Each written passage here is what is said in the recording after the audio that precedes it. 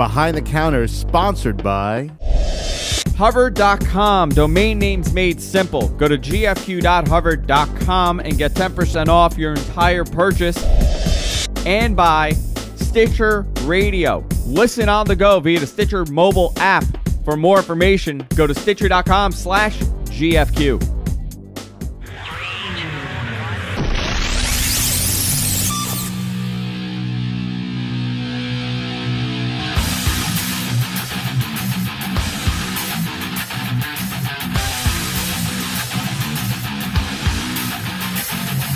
Hello and welcome everybody to another astonishing episode of the Astonishing Comic Book Show, which is astonishing. Behind the Counter, I'm your host, Rich Stambolian, and with me, as per usual, is Jonathan Adler. Not really here.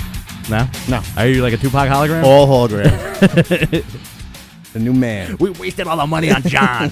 Now we can't have the Elvis hologram. You should waste all your money on me.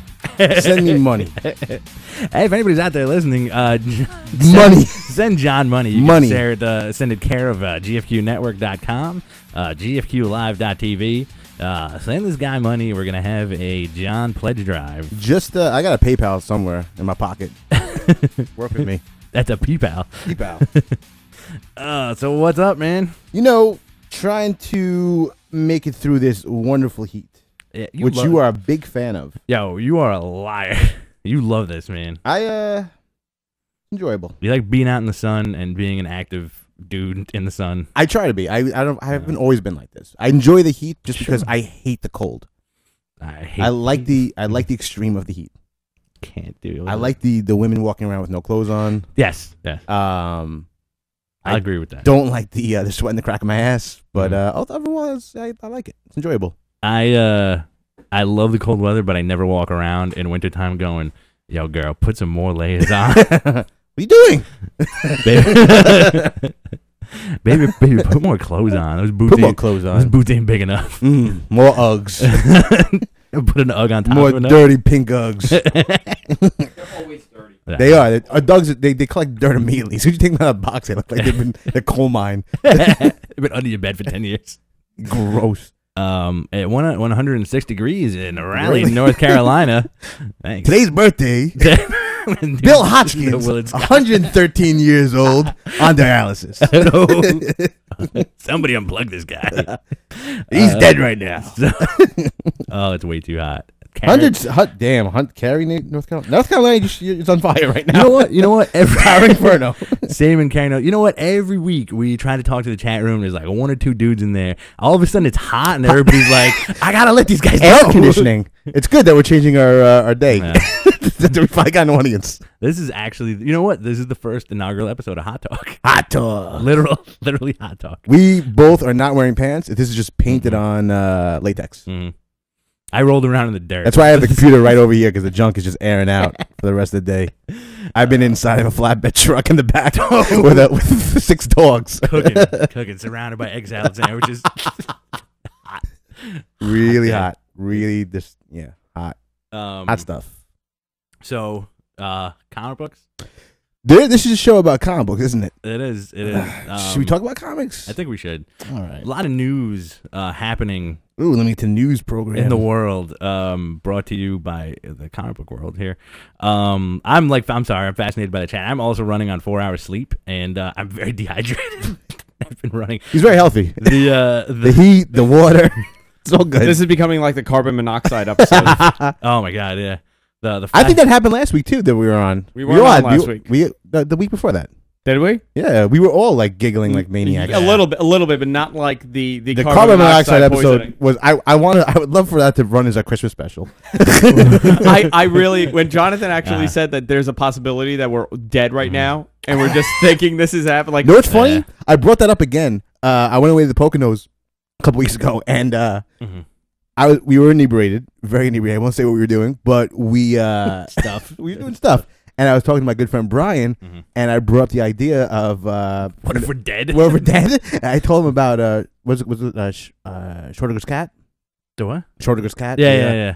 I brought that idea. It was like, the cat. If you put a cat in a box and you fill it with poisonous gas, it's living in a state of limbo. Yeah. And he just looked at me, just like his face just hung, and he's just like, but what if it's a dog?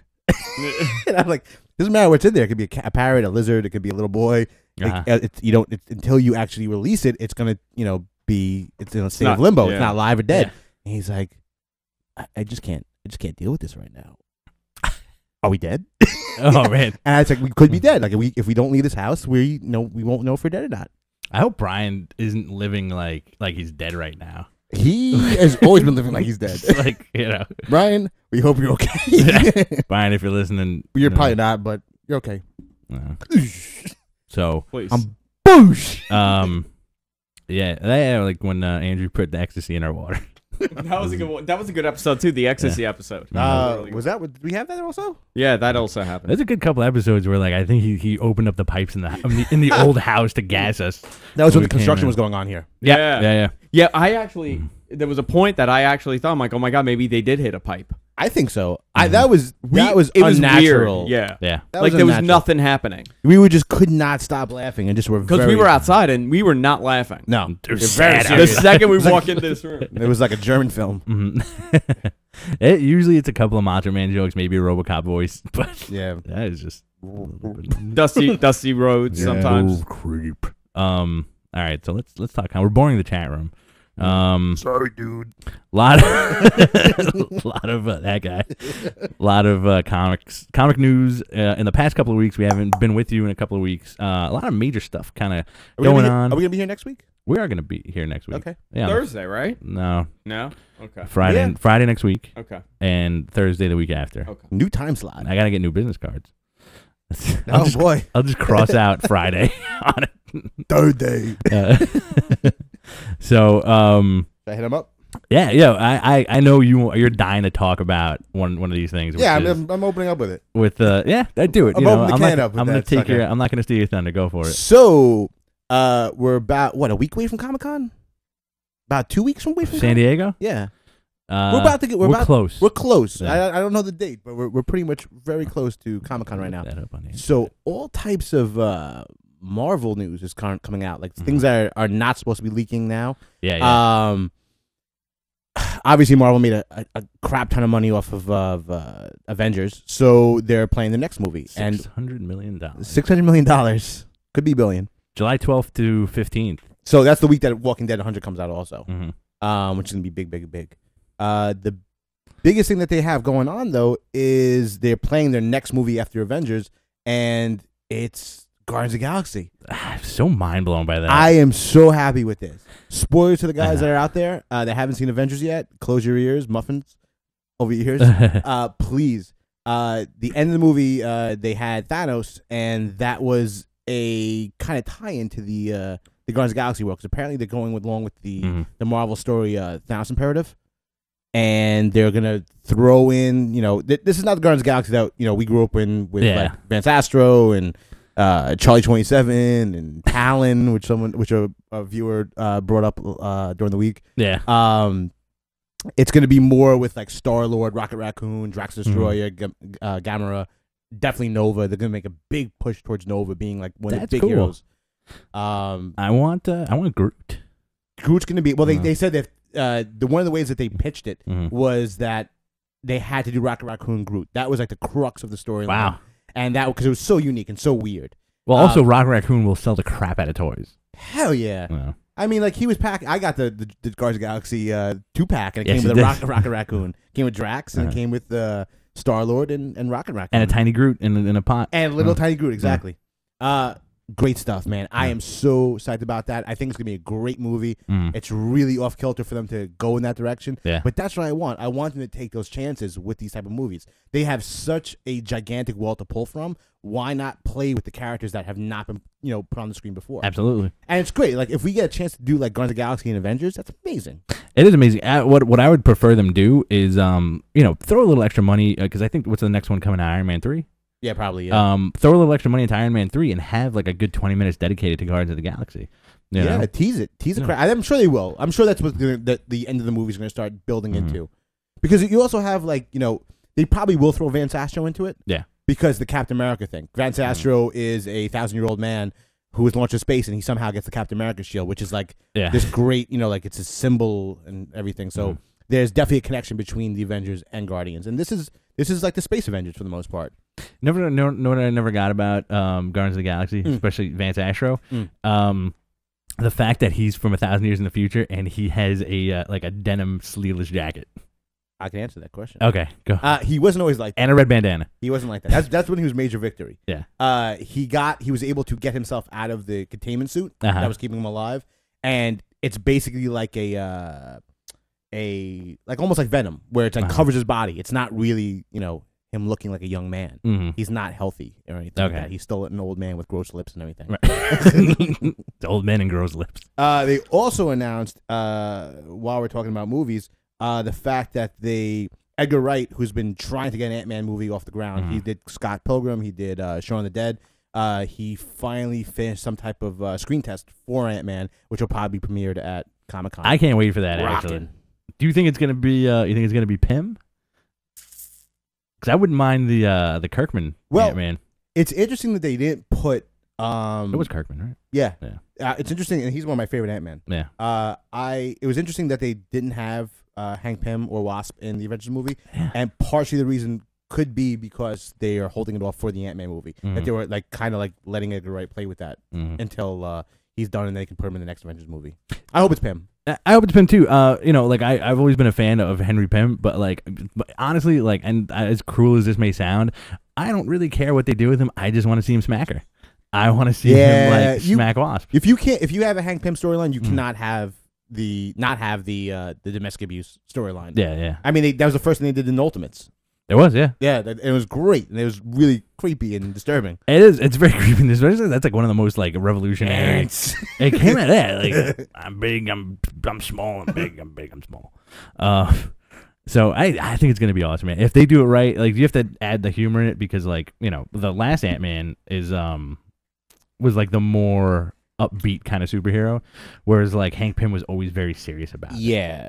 I mean, exactly. What's his name? Aaron O'Grady. Yeah. He was, he's the irredeemable Ant-Man. He's a creep. He's a thief. He's a liar. Yeah. He's selfish. He's an awesome character. He's a really cool anti-hero. And they're doing some great stuff with him in Secret Avengers. Yeah.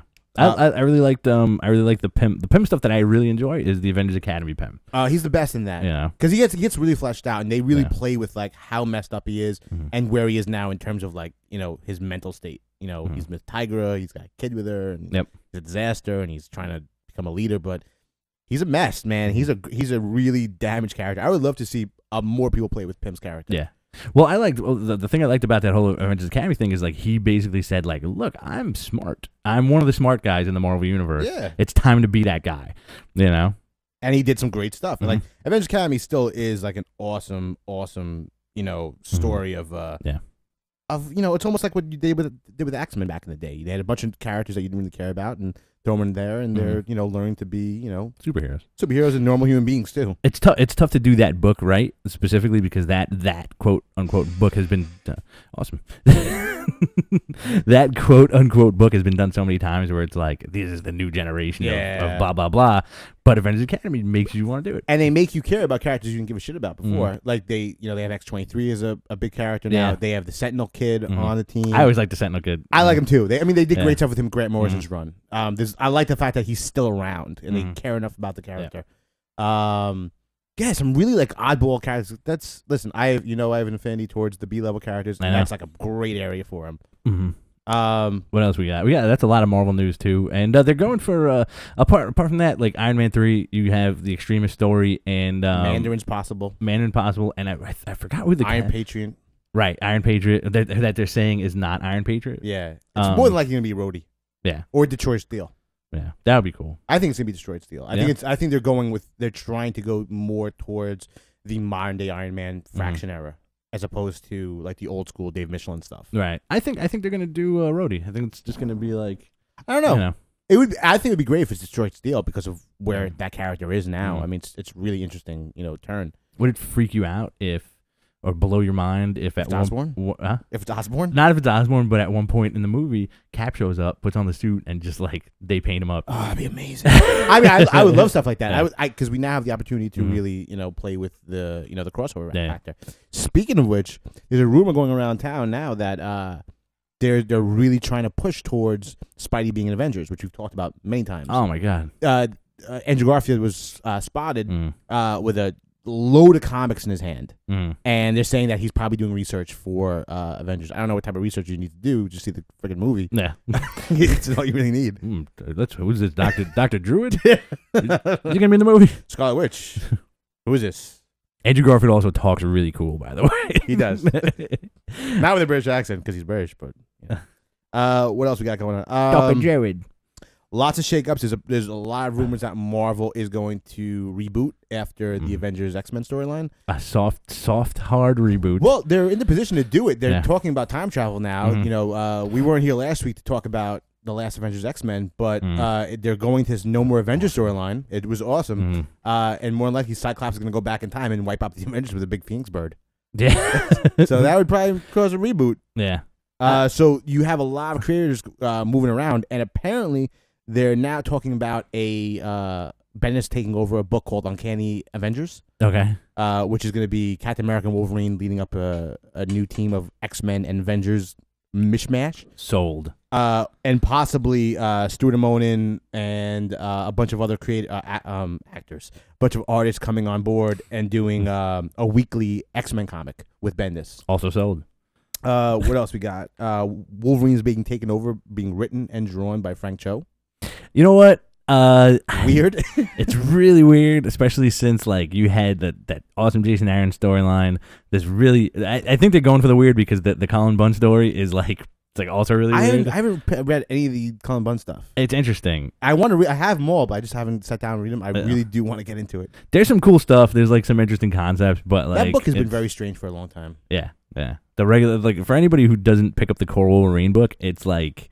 It's essentially it's just no X-Men stuff. It's like him traipsing around like horror novels basically. Cool. Like unwritten horror novels. Cool. You know, that's I'm with it. Right? Like that's a good kinda... And we also we're about to lead into this stupid Jeff Loeb storyline with the Sabretooth Reborn. Can't wait. Simone Bianchy's back. You know, I can't really express how much I didn't like that origin of. I think we have. Oh my god! You haven't stressed. If you're guys are Wolverine fans out there, stay away from the Jeff Loeb, Simone Bianchi, whatever it was called, the Romulus saga. Yep. Where they basically say that Wolverine and Sabretooth are descended from like these Cro-Magnon cat people. That fought like cat and wolf people. Yeah, cat and wolf people that basically fought each other at the beginning of time, and you know their blood got diluted. And on one hand you have Sabretooth, and on the other hand you have Wolverine. That's what you want out of a Wolverine storyline. And then you have that guy Romulus. Thundercats. Yeah, you got Thundercats, and there's like a big like this Romulus. I think Romulus was the worst thing to happen to Wolverine in the past like 15 years. God bless Daniel Way for actually making some ground with the Wolverine origin stuff. Yes. And using Romulus to some degree and then getting rid of him. Right, exactly. Well, because you had such a strong character introduction with Daken. And Daken is such a great character. Who's Wolverine's son. Floundering now, too. Yeah, and then, Daniel Way did a great job with that, with the Romulus thing because he made it like that weird kind of like innuendo-y thing, because Daken's Wolverine's kid, like he's, a little bit of this, a little bit of that. And screws dudes, which they never really address Wolverine.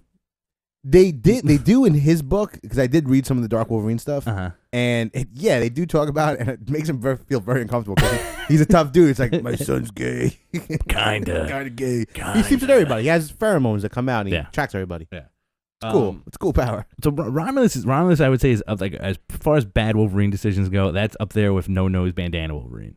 Oof. Yeah, that's a pretty bad idea. And like I'm a sucker. I like my Wolverine, and I love Simone Bianchi's art. Who's like a heavy metal artist and Heavy Metal the magazine, not bands. And I'm looking forward to it to kind of see like, oh, what's he gonna do now? But I don't know, man. I don't know why they keep giving Jeff Loeb stuff. He's got to have some type of like dirt on somebody, or like some weird contract. Like you have to produce crap every year. He saw Palmiotti and Gray going at it, and what's his name? Palmiotti and Quesada are actually one dude. They were eating a pizza with each other's buttholes. They're like what do you like Station? From like Bill and Ted 2. He's like, I know your secret. You guys are one creator, and you split into two. You work for both companies. You guys are Italian guys from New York. You're a subpar writer, and you're a subpar artist. Yeah. I got more. Who, Quesada? Quesada's an amazing artist. That's what I'm about. He's listening right now. Oh, great. You're banned. My career. You are banned, bro. Can't go to Comic-Con this year. No. He'll be there. Whoops. We'll be there. We should start doing our countdown to Comic-Con. Oh God. Right now. So all right. Go ahead. Spidey's getting a sidekick. Yes. A gentleman named Alpha, a little boy. Okay. Who is going to be joined by Roberto Ramos, making us feel uncomfortable about little boys. Yep. Yeah, he's gonna be dead by 700. Yeah. They're trying to go with the whole thing of basically this kid gets powers by an experiment conducted by Peter Parker, and so he feels responsible and he puts him under his wing and creates a sidekick. It's a little interesting that he does not have a spider motif, because how are you in a Spider-Man comic and not have a spider motif? Yeah. Or an animal of some sort. So his name is gonna be Alpha. Okay. His name is Andy Maguire. Okay. Combination of Andrew Garfield and Tobey Maguire. Really? So he'll be dead by 700. 700 is going to be a huge thing for Spider-Man, apparently. Possibly leading into a reboot as well. But he'll be dead. Slott. Slott does good. Did you read the Lizard stuff? No. Oh, it's so good. Morbius. Say no more, sir. Say no more. Morbius, really good stuff. I want Michael Morbius in the movie, which is a good possibility. It could happen. Yeah. It could very well happen. I think they're going more with the B-level characters and for the villains now. Because you could do a lot with these dudes. The thing about like the first 3 Spidey movies is because like you ramped up everybody to like the nth degree. Okay. What? It's okay. You ramped up everybody to the nth degree. Like the Sandman stuff was kind of cool. Yeah, no, the Sandman stuff was cool. But you have so many more characters to play a Lizard, which is like you never really like people. I remember when they announced it and everybody kind of everybody released that groan of like the Lizard. You're wasting my time. But you know what? Who's Spidey's first villain? The Chameleon. Yeah. These are good characters. Yeah. Lizard is a good character that you can do some really great stuff with. It's just that we associate him as just a monster in a lab coat. He's a really great character, especially now that they've given him this reptile brain. Yeah, he's a smarter dude, and he's like, there's no Connors anymore. Yep. There's some good stuff in there. Absolutely. The Vulture, I would love to see. I would love to see the Vulture. I would love to see them. We've talked about this 100 times. We want the Spider-Man movie that opens up with him fighting like the Shocker, and like them going into that's a movie you can definitely do multiple villains in, and not feel bogged down. This is a dude who works overtime to fight and punch dudes. Yeah. And he's got a ton of guys gunning for him. So why not? Exactly. Have a reference to Kraven the Hunter. Have some Easter eggs in there. You know what I think? White studios don't do that, and I just feel like if you do that at some point, you have like the Boba Fett syndrome, where like you'll see somebody introduced, and then all of a sudden the fan outcry would be like, I want to see more of this guy. I want more of this guy. I want more. So it's a good gauge to like see what you want to do for the next movie. It's a good teaser. Yeah. Like if you have Kraven the Hunter shooting a lion or something like that, like in the middle of New York City, which would be awesome. You know what I want? I want a Sinister Six movie. I want just Spider-Man at some point. I think Sam Raimi was actually building towards that, but he crumbled under his own weight for the most part. Yeah. God, the guy's just depressing. Think about Sam Raimi. Absolutely. We got Walking Dead about 2 weeks away. Can't wait. Number 100. Number 100. It's starting a rumor mill too, because what's the big rumor that they're gonna renumber it?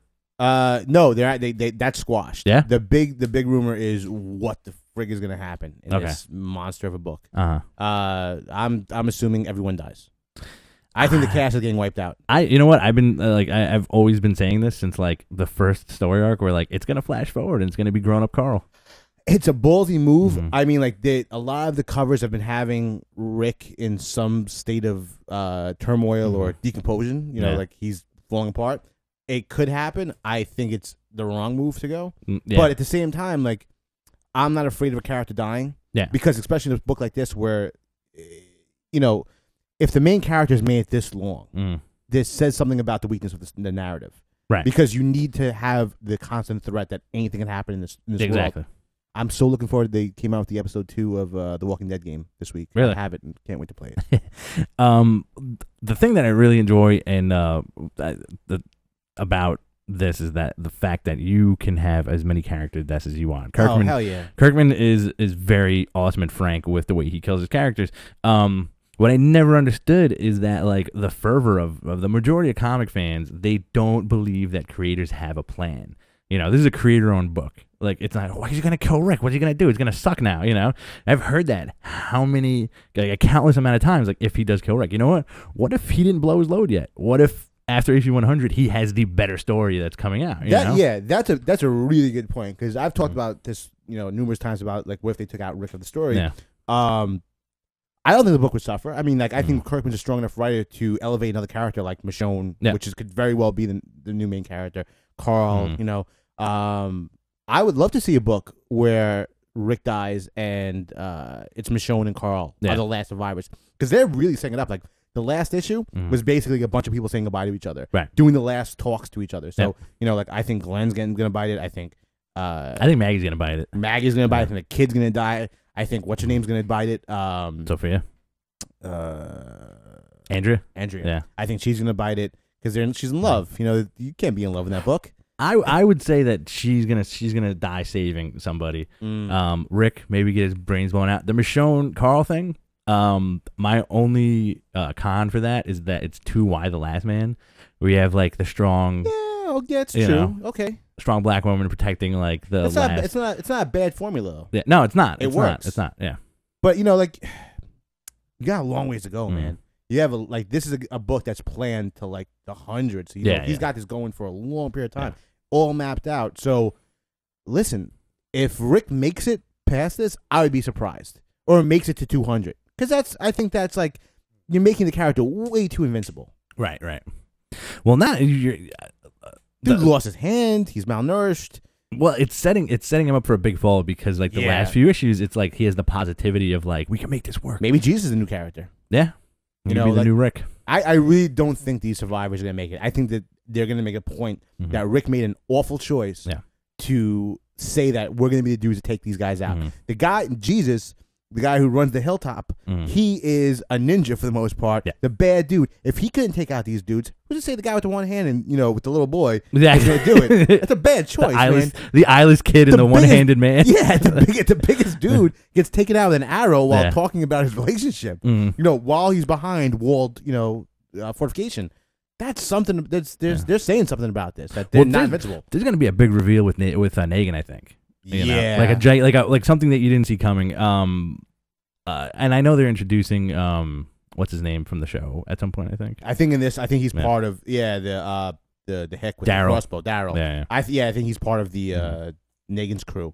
And they also the last teaser they did for this was they were introducing I can't remember her name. They said it's a female's name is coming and it says walking the number 100, and it's just a black background. That's it. That's all they teased. Okay. So. Is that a new character? Is that the new main character of the story? The governess. Yeah, I don't know. Yeah. Is the governor's head gonna show up again? It's gonna be the space alien story. Ooh, which would be awesome. What does he got with the news? I got uno mas. George Perez recently did an interview. Great stuff. If you guys could find it. He did an interview about his experience writing Superman. His health wasn't doing very well. He didn't really know what he was in for. He is complaining about the aspect of from issue 1 to 2, there were major rewrites. People editorial coming in and talking about how they want to change the story up, and a lot of people, there's like a lot of hands in the pie. Makes a lot of sense.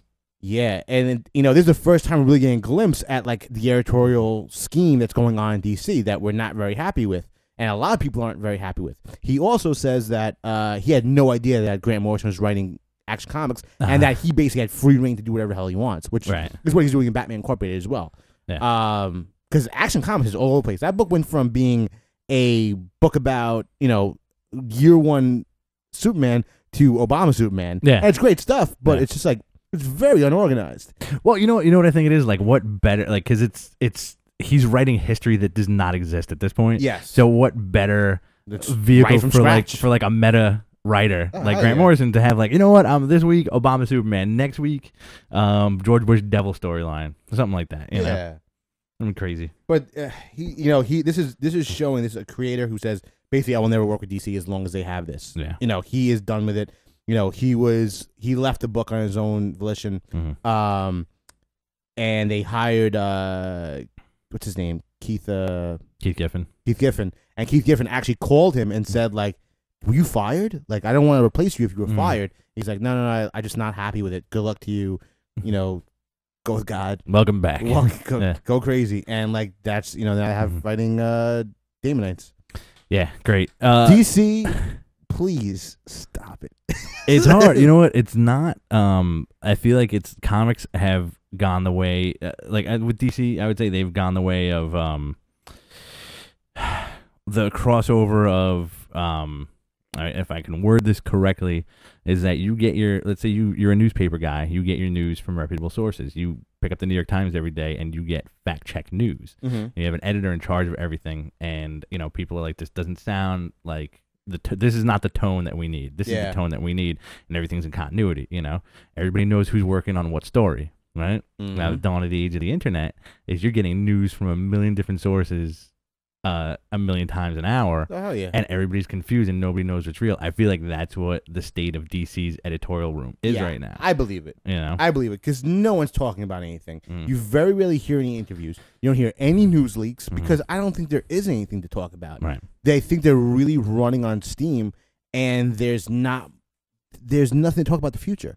Like they're talking about the Trinity War that's coming. Like where? Like, is there a book that you even see that this could happen in? I don't even know what's going on in Justice League. No. I read it this week, and I have no idea what's going on.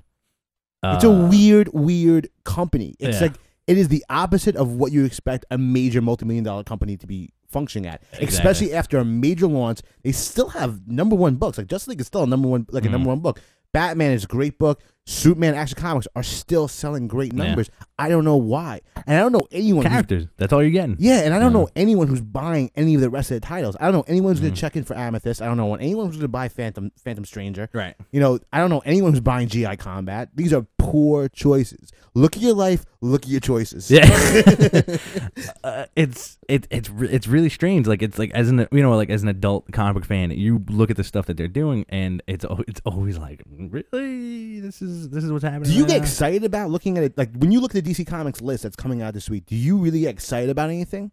Like I don't even get excited about Swamp Thing and Animal Man anymore. You know what? I do, but it's not like oh my god, like Avengers X-Men's coming out, like Boys is coming out, or like whatever. Not at all. On Batman, I get really excited about Batman. Absolutely, yes, we do. We all do. Get excited for action. I do get excited for Justice League for some reason because I like the Shazam story.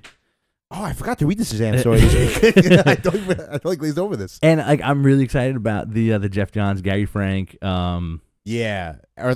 One, the Batman stuff, which looks he draws a very sad. I love Gary Frank sad stuff. Bruce Wayne. Yeah, it looks really depressing. It looks really good. Does. And you know what? I like when you have the ability to do stuff like this with Batman. Mm-hmm. And I really wasn't crazy about the Superman Earth One stuff, but like this is something I've definitely since they announced the Earth One stuff. This is the thing I've been waiting for. But it's just like falls into. I don't know, man. Like DC is just such a fragile company at this point. I don't know anyone who's happy there. It's people who can't talk about their own books. They don't even know what's happening. There's no. I mean, I don't even feel like there's a connectivity between the books. No. Like, sure, if you're reading a Jeff Johns book, you're gonna have that ability to go through. But I feel like Batman's existing in its own world. Action Comics is definitely existing in its own world. Aquaman too, I think. Aquaman, Aquaman, you get some ties to the Justice League stuff. It's still to some degree, but it's the same character at least. Right. Flash in its own world. Flash is in its own world completely. Yeah. Like it's completely like I read this week's Flash, which is kind of a disappointment because Manapul didn't draw it, which is really disappointing, and it really hurts the book a great deal. But did they mention Weather Wizard before? Yeah, they did. He showed up they didn't mention him, but he showed up as like a teaser in the last issue. Because this issue opens up where they're just like in the middle. They're in the middle of stuff, and they're talking about like the past for the most part. And like it's not a slight on Manapul at all as a writer, because the last one was Gorilla God, I think. Yeah. It's not a slight on him, but there seems to be the issue almost felt like they pushed this story forward. Like, you know what? You need to start doing the rogues. Yeah. You need to get away from the Gorilla God. It sounds like editorial is just at everyone's neck. Yeah. And it's the writers no longer have the control of their own book. It's more about branding at this point than it is about actual like fleshed out storytelling. All the costumes look great. Like everyone has the same freaking costume in every book, but they're about to introduce his Green Lantern character. His Green Lantern character with a gun. It's a black dude. Awesome. He's gonna be leading up another Justice League. This is months before it comes out. It's the first time I've heard a rumor in DC. It's probably mandated by them. They probably leaked it themselves. But it really shows that there's nothing to be excited about. Like you said, I'm excited about Batman. I'm excited about Green Lantern. I want to see where these things are going. But I'm not excited about anything in this world. Yeah. I've never been more disappointed with a company in years since I left comics. Okay. This is like, if I was a DC reader, I would be done. I would be completely, I'd wipe my hands clean from comics altogether. Well, you know what? Like DC fell apart a few years ago when they did the right before the relaunch, where everything was kind of floundering and like the books were just kind of like monotonous, like and dopey. You have the relaunch now, but it just seems like I want to know. I want to talk to somebody who left or has the inner workings. I want my deep throat to tell me like this is what we know.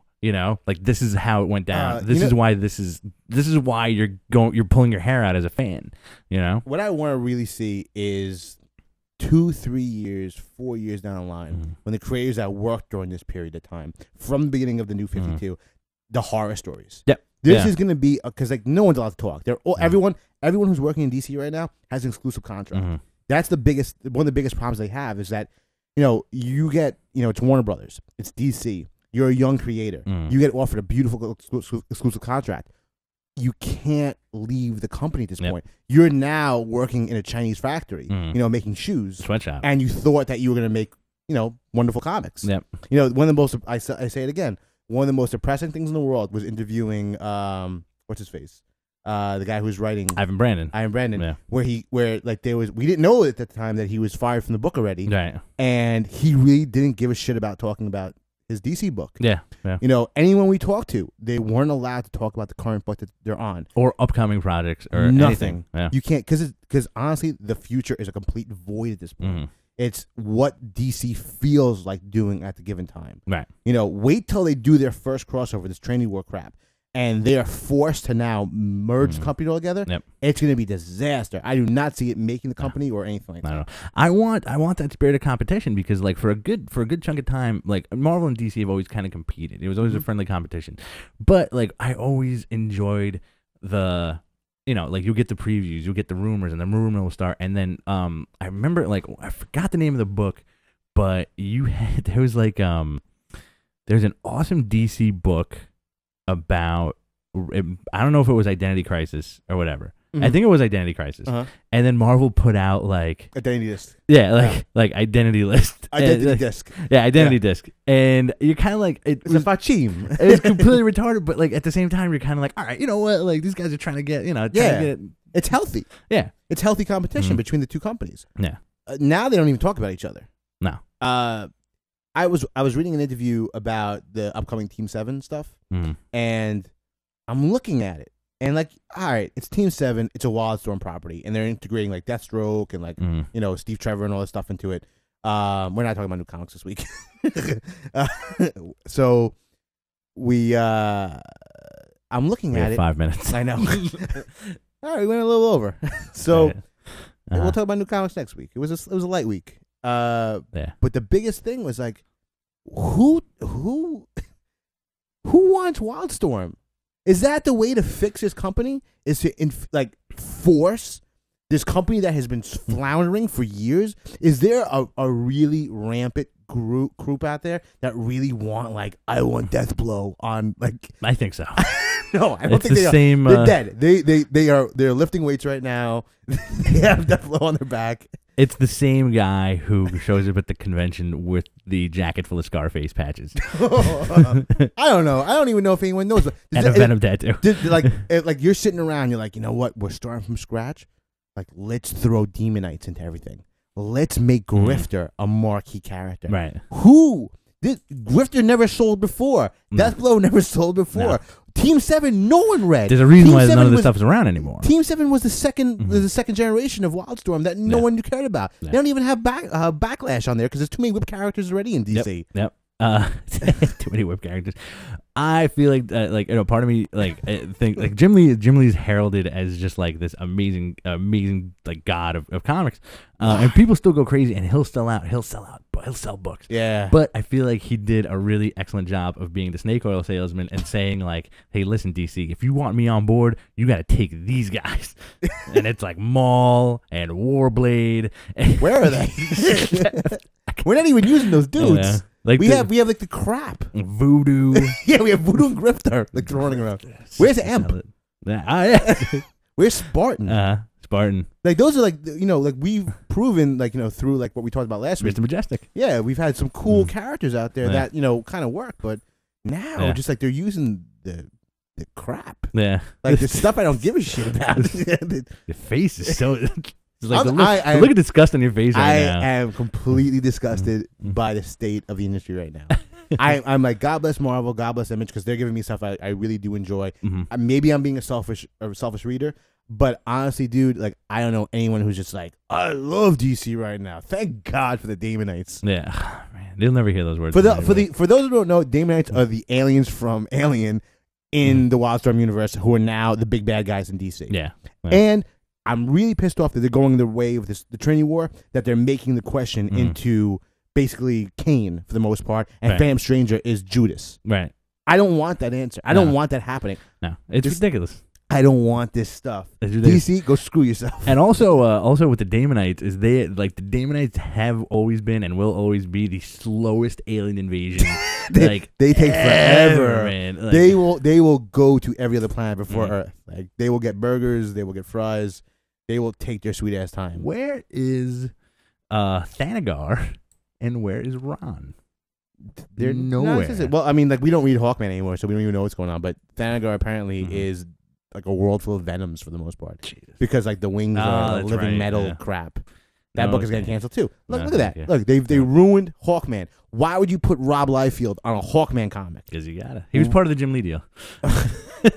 That must be it. Yeah. That has to be part of it. Cause I know there's rampant Rob Liefeld fans out there. I don't know why, what we were thinking, but like these are decisions you're making for your company.